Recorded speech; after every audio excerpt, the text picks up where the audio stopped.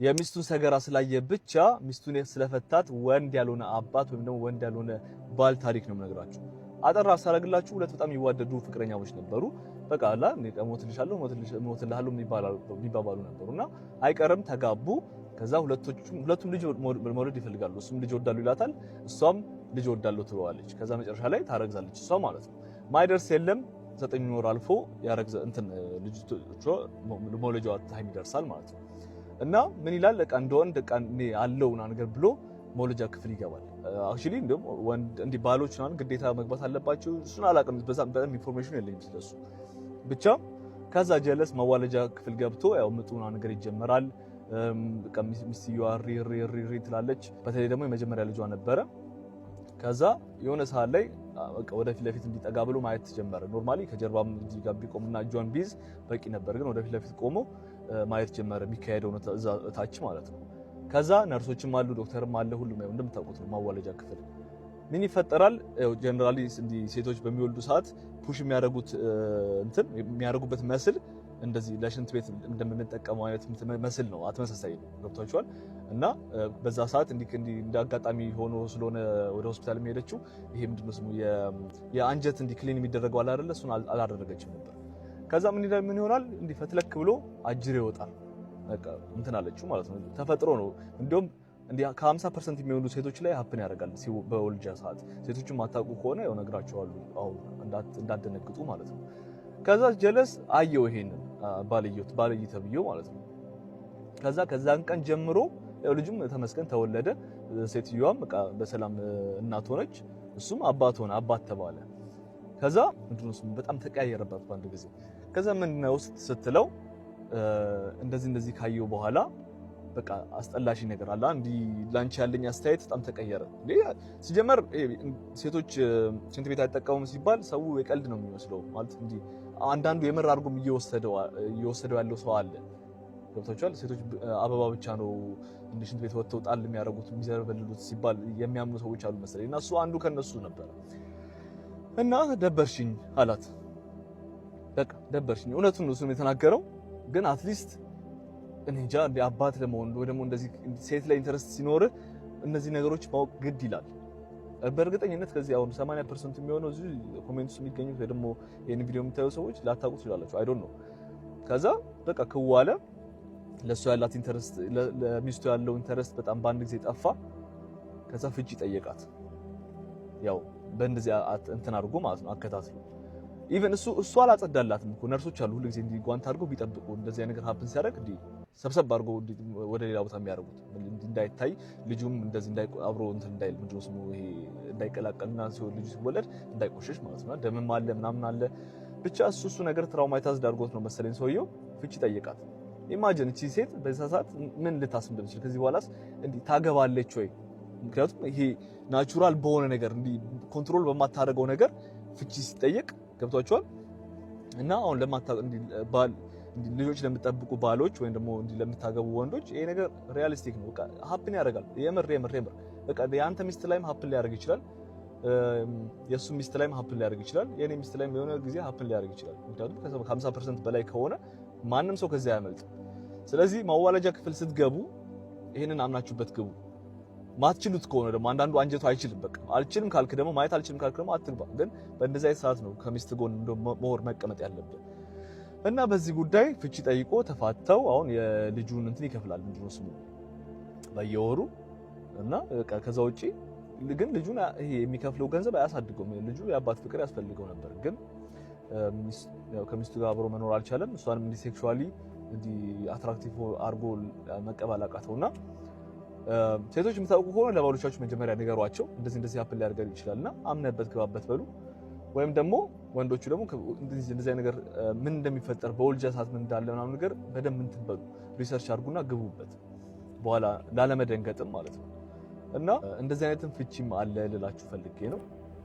ያሳዝናል ግን ስንት መከራውን አይታ ልጅ ልታስታቅፈው መቆጣጠር በማትችለው ነገር ባጋጠማት ነገር አልፈልግሽም ያለው ባል ብዙዎችን አስቆጥቷል። ሰላም አለይኩም ወራህመቱላሂ ወበረካቱ። ውድና የተከበራችሁ የሀያት ፋሚሊ ቤተሰቦች እንዴት ናችሁ? በያላችሁበት ሰላማችሁ ይብዛልኝ እያልኩኝ ዛሬ ባሳዘነኝና ባስገረመኝ ቪዲዮ መጥቻለሁ። መግቢያ ላይ እንዳዳመጣችሁት ማለት ነው።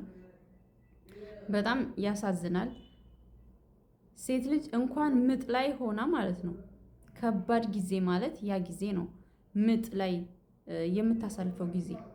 እሱ ግን ባል ተብዬው መቆጣጠር በማትችለው ነገር፣ እሷ ምንም ማድረግ በማትችለው ነገር ይሄ ነገር ተፈጠረ ብሎ ይሄንኑ ሰበብ አድርጎ ፍቺ ጠየቃት ነው የሚለው ወንድማችን።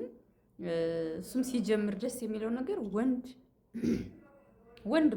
ወንድ ያልሆነ ወንድ ስለ ወንድ ስላልሆነ ወንድ ነው ማውራችሁ ነው ያለውና በጣም የሚያሳዝን ነው።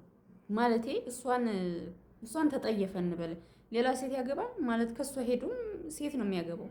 እንዲህ አይነት ነገር የማይከሰትበት ምንም አይነት ምክንያት አይኖርም። ማለት የሚከሰተውን ነገር አምኖ መቀበል ነው። ምክንያቱም እዛ ጋር ራስን መቆጣጠር አይቻልም።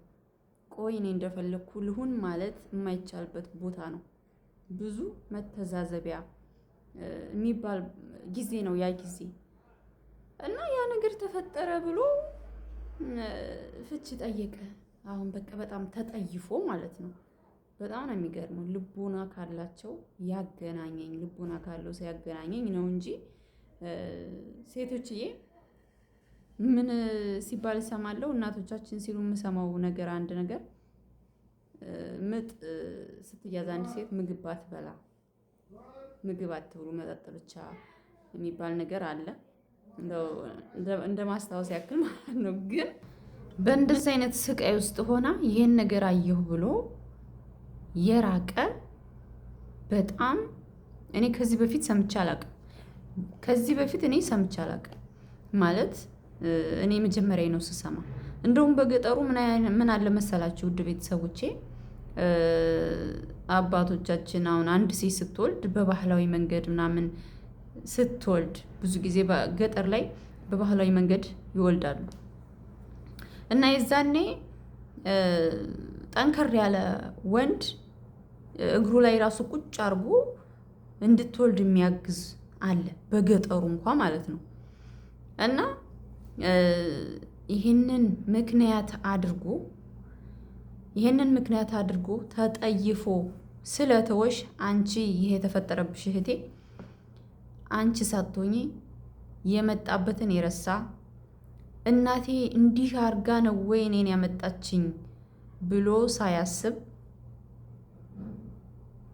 ልጅ የአብራኩን ክፋይ ልጁ ልታስታቅፊው በስንት መከራ ውስጥ ሆነሽ ምንም ማድረግ በማችበት ጊዜ ይሄን ነገር አየሁ ብሎ ተጠይፎ ቢርቅሽ እሱ እንጂ የተዋረደ አንቺ አይደለሽም። እውነት እህቶች እናንተ ብትሆኑ ምን ትላላችሁ? እኔ በጣም ገረመኝ፣ በጣም አሳዘነኝ። ማለት ያ ሁሉ ስቃይ የእሷ ስቃይ ያ ሁሉ እሷ እያሳለፈችው ያለ ስቃይ ሳያሳዝነው ሳያሳስበው በቃ እንደዚህ አይነት ነገር አየሁ ብሎ ላይሽ አልፈልግም ብሎ መሸሹ በጣም የሚያስጠላ ነው። እና አንድ አለመግባት ነው ውስጥ እህቶቼ እኔ የምለው ነገር በቃ ባላችሁ አይግባ ወይም ደግሞ ቀድሞ ማስረዳት ነው። ልክ ወንድማችን እንዳለው እንደዚህ አይነት ነገር ሊፈጠር ይችላል። በቃ በዛ ሰዓት በዚህ ውስጥ ያለፋችሁ ሴት እህቶቼ ታውቃላችሁ መቼም ምን አይነት መከራ እንዳለው ምን ያክል ከባድ እንደሆነ ያለፋችሁበት ትረዱታላችሁ። ያላለፋችሁበት እንኳ ገና ወደፊት ነው የሚገባችሁ ስቃዩ ማለት ነው። በወሬ ትረዱታላችሁ ማለት አይቻልም። የሞከረው ሰውና በወሬ ከሰማ ሰው ልዩነት አለው ለማለት ፈልጌ ነው። እና እኔ ግርም አለኝ። አሁን ከሱ አርቆ ሌላ ሴት ሊያገባ ነው ወይስ እንዲሁ በቃ እድሜ ልኩን ሊኖር ነው እንደዚሁ እሷን አልፈልግም ብሎ ማለት ነው። ከሷን ቢሄድ ያው ሴት ነው መቼም ልዩነት የለውም።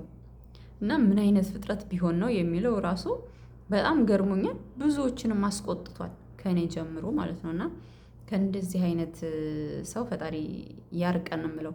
እናንተ ብትሆኑ ምን ታደርጋላችሁ?